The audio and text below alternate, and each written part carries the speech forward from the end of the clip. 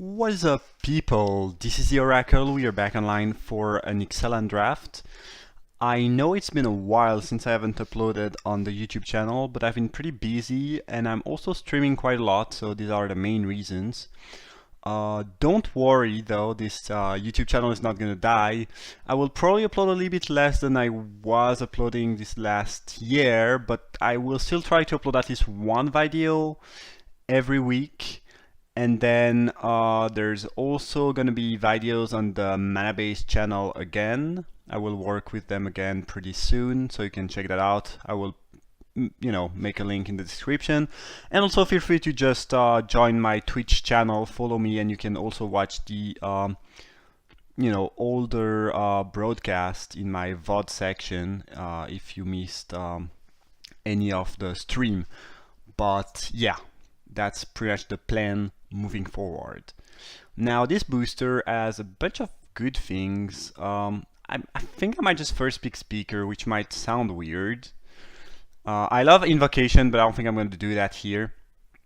Binding is probably the best card, but this pack is just full of good white card. Like Soldier is very good, Queen's Commission, Padding. Speaker is one of the only good Merfolk card in this pack, and I'm willing to just first pick that, try to go into this archetype, which is in my opinion one of the best, instead of picking a white card and passing a bunch of other white card, which could end up being a little bit risky. But honestly, I could see just first picking Binding and not caring too much about signals and what you're passing. Probably gonna pick Siren Lookout here. Card is fine in Merfolk. It is not a Merfolk, but it's a good blue card. Rather aggressive. Don't really want to go red-green, I'd rather not. Best card is Cleric, but I think we'll try to avoid white here. Hopefully Merfolk doesn't end up being completely cut, otherwise this might not work out at all, but we'll see. Gonna pick Keeper here over 5-drop, which is potentially slightly better, but getting enough 2-drop is way more important than getting enough 5. Like you'll get enough 5 no matter what. We are not passing a whole lot of things. I guess Paladin of the Bloodstain is possibly the best card, but third pick Paladin is nothing crazy. And hopefully we'll see a couple Merfolk cards. Okay, there's a Jade Guardian as well as a Water Trap Weaver. These are good news. Also a Pious Interaction. Looks like we could have gone white and have a very solid deck.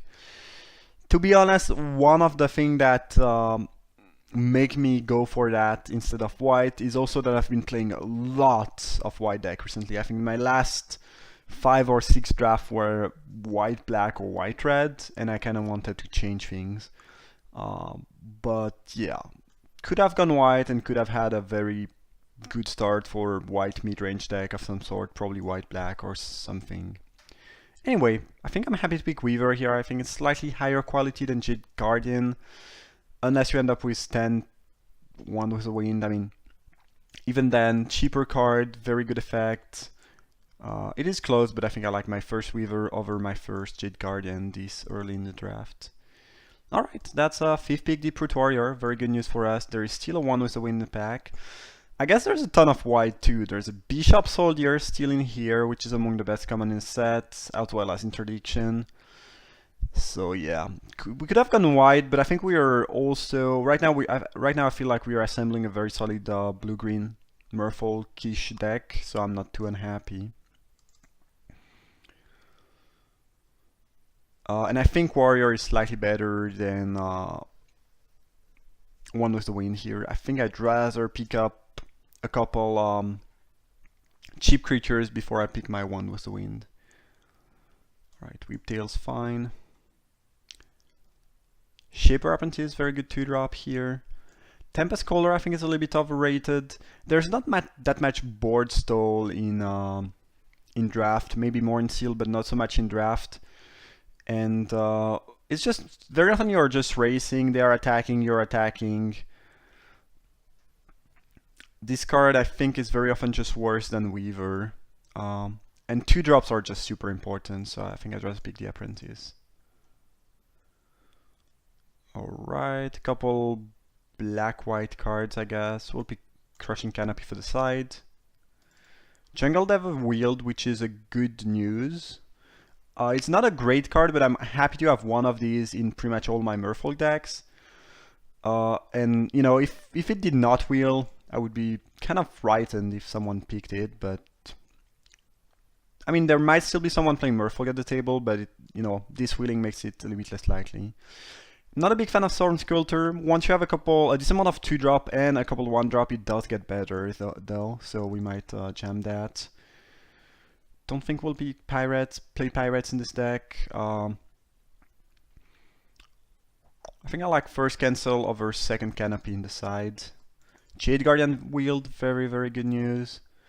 We haven't seen any, how it's called, Reaver Herald's Boon, which is one of the main reasons to go Merfolk, but I think it's because none were open more than because someone was playing Merfolk, because this wheeling might not be a huge signal, but the Jade Guardian wheeling is pretty big indication that Merfolk's open, since there was no other good card. I mean, there was the Warrior, no, I guess it was the Weaver, but we picked it. Okay, looks like an easy Wayfinder for us. It is among the best cards in the pack and is very good for our deck, so just jam that. Also, we cut Merfolk and blue-green super hard. So, and it was rather open, but we did not pass anything good, so we can expect to see a decent amount of cards now. This pack mostly has vampire cards. Headwater Sentry is fine, but I don't think it's a big upgrade over Weeptail. It is just weaker, even though it's a Merfolk. The second Jungle Delver is a lot less appealing than the first one. I think I'll pick Crash, which is fine, but not something I necessarily wanted to second peek.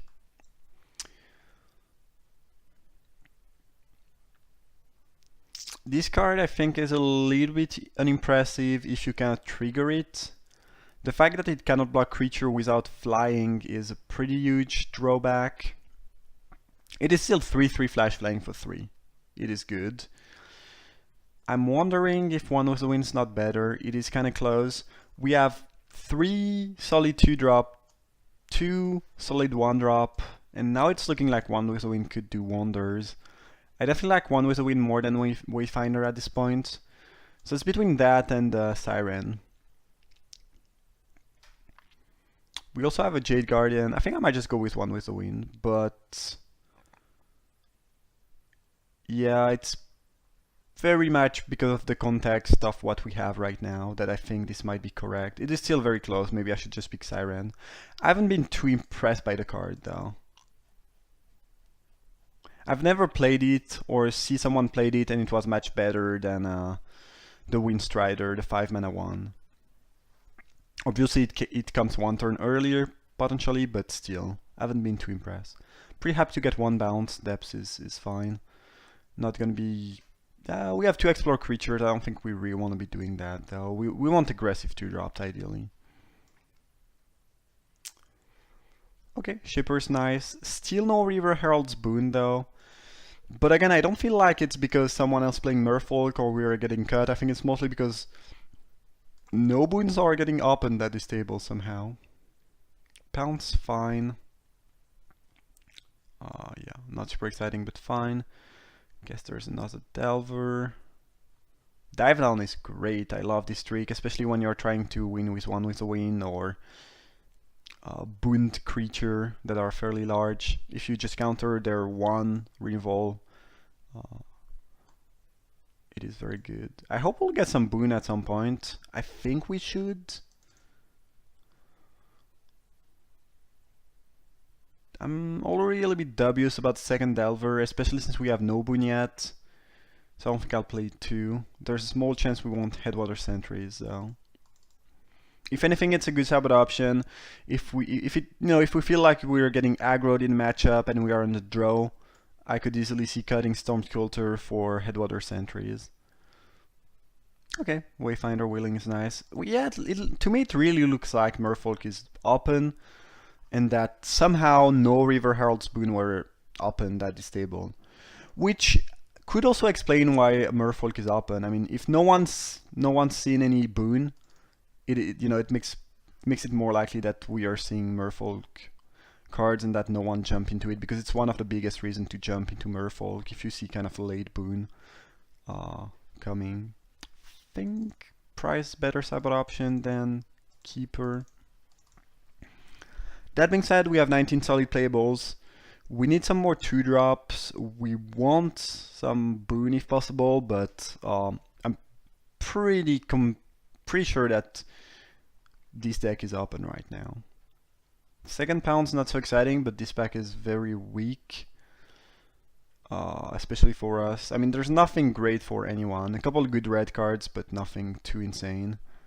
I don't think Awakening Sun's Avatar is very good unless you have a very specific deck. Branchwalker is real nice, that's great. Hopefully the dive down wheels somehow, but this pack is looking weak enough where it's probably not gonna wheel. It's also the only blue card, so yeah, not so likely. Can we get a boon? Might be wrong, but to me it really feels like no one's playing Merfolk at the table, but that literally no boon were opened. There is one boon. There's also a Shaper Apprentice and Deep-Root Champion. The Apprentice might not wheel, but hopefully we can wheel the Champion. I think boon is more important than these two things, though.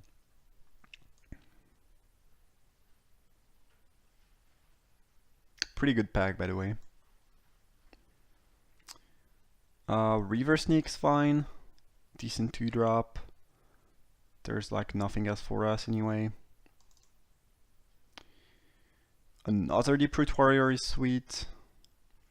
It's good that we have really nice 2-drops and a couple of 1-drops. Like, this deck with 2 or 3 boon would be insane. It looks like we might only end up with 1, which is kind of suck, but I'm pretty sure that, again, possibly only 1 boon was open in the 24 boosters that were open at this table, and that's just how it is. With that being said, there's like 3 more picks before we start wheeling stuff, so maybe we'll get 2 pick as a boon, hopefully. Nope, no boon. At this point we can pick Wayfinder, we have enough 2-drops, we don't need the Keeper. Still no boon. Emergent Growth could be fine. Not a big fan of the card, probably not gonna play it, but who knows. Walkers actually... yeah, we have like 5 Explore creatures. So if anything, it's gonna be an upgrade over, I think, a Jungle Delver we can cut. Especially since we don't have that many boons.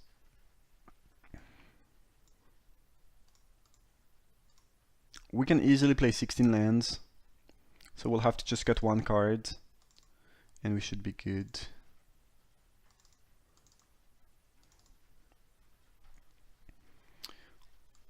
It's a little bit sad that we have just 1 boon, 1/1 with the wind.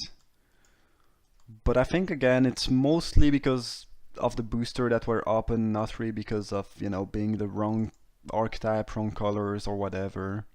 We definitely got this amount of things. A lot of the good Merfolk we saw wheeled.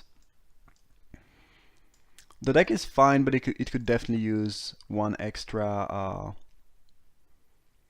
1 or 2 extra, you know, ways to make creature better. I think the card we cut is Keeper because we're gonna play 16 land, very low curve. We could almost play 15, but I think it's a little bit crazy. I mean, we only have 2. We have a lot of Explorer and only 2 3/4 drop. Maybe we can play 15. I played 15 and 1 time in this set and I was monocolored with no 4-drop. Here it is kinda close. We have 1 mana sink in Shapers of Nature, but pretty much nothing else.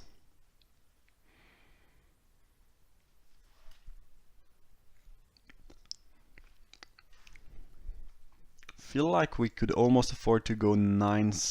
No, we probably need to go 9/7. Can't go 9/6. Yeah, I think we'll just cut that Keeper and we'll go 9/7. Not 10/6. Alright, well, as I said multiple times, this deck could definitely use some more boon and some more 1 with the wind, but we did not really saw any. Could have picked 1 more 1 with the wind, I guess. But yeah, I think we were in the right colors. Definitely wheeled a lot of good merfolks, and you know, it just the booster that were opened probably did not contain boons. So there is that. That being said, we have a nice curve. Couple removal, pretty strong 2 drops and 1 drop, so we'll see how it goes. But that's the draft. I hope you enjoyed it. Thanks for watching, and see you for round 1.